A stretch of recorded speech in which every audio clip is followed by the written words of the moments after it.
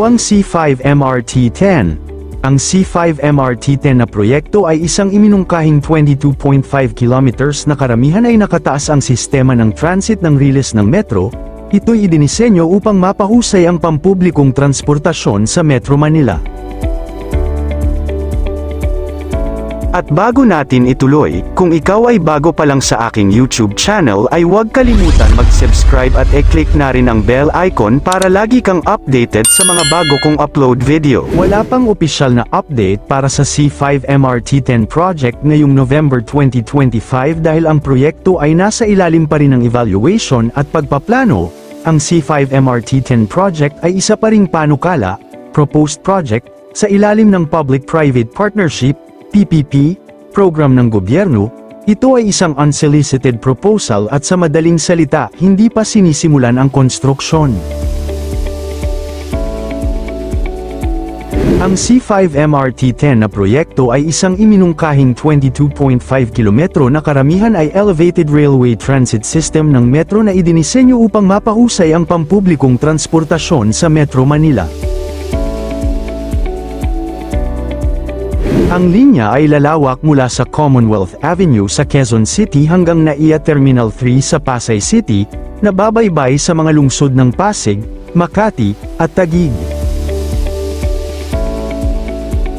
Ang proyektong ito ay nagpapatakbo sa ilalim ng isang modelo ng Build, Transfer, Operate and Maintain, BTOM, na modelo, na may kasangkot sa pribadong sektor sa financing, disenyo, at konstruksyon. Ang pagkuha ng 16 na istasyon, kabilang ang 2 underground, ang C5 MRT-10 ay naglalayong makabuluhang bawasan ang oras ng paglalakbay tinatayang sa 40 minuto lamang mula sa Quezon City hanggang NAIA, kumpara sa higit sa 2 oras sa pamamagitan ng kalsada. Ipinangako din ng proyekto ang agarang pagmamay-ari ng sistema ng tren para sa gobyerno sa pagkumpleto, kasama ang isang bahagi sa kita ng pasahero at nadagdagan ang mga halaga ng lupa sa lugar. Bilang karagdagan, mapapadali nito ang mga magkakaugnay na may mga linya tulad ng MRT-3 at mga sistema sa hinaharap, pagpapabuti ng pangkalahatang karanasan sa commuter. Ang proyekto ay hindi lamang naglalayong maibsan ang kasikipan ng trapiko ngunit naghahangad din na lumikha ng mga oportunidad sa pagtatrabaho at mapalakas ang paglago ng ekonomiya sa pamamagitan ng pinahusay na kadaliang kumilos. Sa pangkalahatan, ang C5 MRT-10 ay isang inisyatibo ng pagbabagong anyo para sa napapanatiling transportasyon sa lungsod sa rehiyon. Magkakaroon ito ng mga interkoneksyon sa mga kasalukuyan at hinaharap na linya ng tren, kabilang ang MRT-3, MRT-7, sa Tandang Sora Station, at LRT Line 2, Gilmore Station.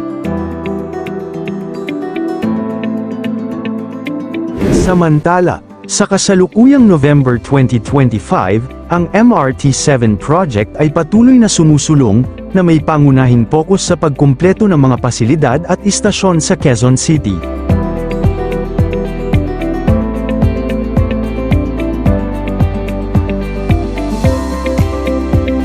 Target ng Department of Transportation, DOTR, at ng operator na San Miguel Corporation, SMC, ang partial operation sa katapusan ng 2025 para sa mga istasyon sa National Capital Region, NCR.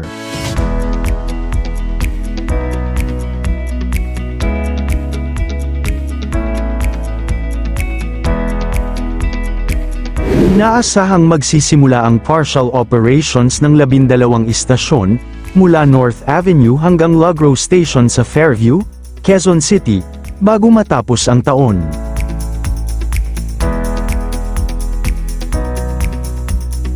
Tuloy-tuloy ang paglalagay ng mga steel box girders at iba pang pasilidad, nakalatag na sa site ang mga kinakailangang materyales para sa rail track at signaling system installations, lalo na sa turnback facility malapit sa EDSA.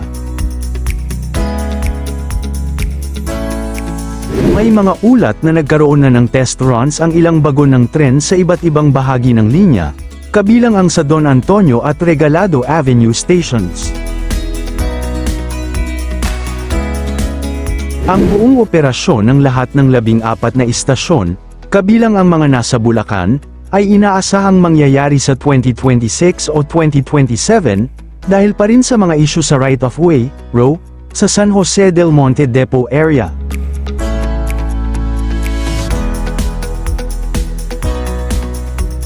Kapag natapos na, ang inaasahang travel time mula San Jose del Monte, Bulacan hanggang North Avenue, Quezon City ay magiging 35 minuto na lamang, mula sa kasalukuyang 2 oras o higit pa.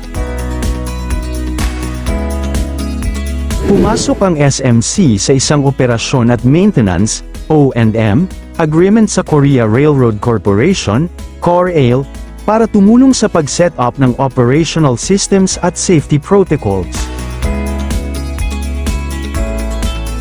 Ang kasunduang ito ay naglalayong tiyakin ang maayos na paglipat mula sa konstruksyon patungo sa pang-araw-araw na operasyon ng linya, kabilang ang pagbibigay ng KORAIL ng technical support, pagsasanay, at pagpapatupad ng mga global best practices. Ito ay isang mahalagang hakbang upang may handa ang MRT-7 para sa pagbubukas nito sa publiko. Ipatupad ang world-class standards sa pamamagitan ng paggamit ng kanilang global expertise sa pagpapatakbo ng railway. Ang unang 6 hanggang 12 buwan ng partnership ay nakatuon sa pagkumpleto ng mga pre-operational requirements at pag-stabilize ng mga key systems.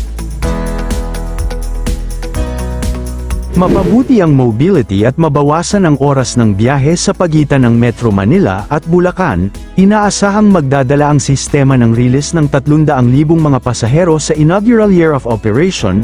Ang proyekto ay magtatampok din ng isang intermodal transportasyon hub catering sa iba pang mga uri ng pampublikong transportasyon at isang 19 na kilometro highway mula sa San Jose del Monte hanggang Bocaue, Bulacan.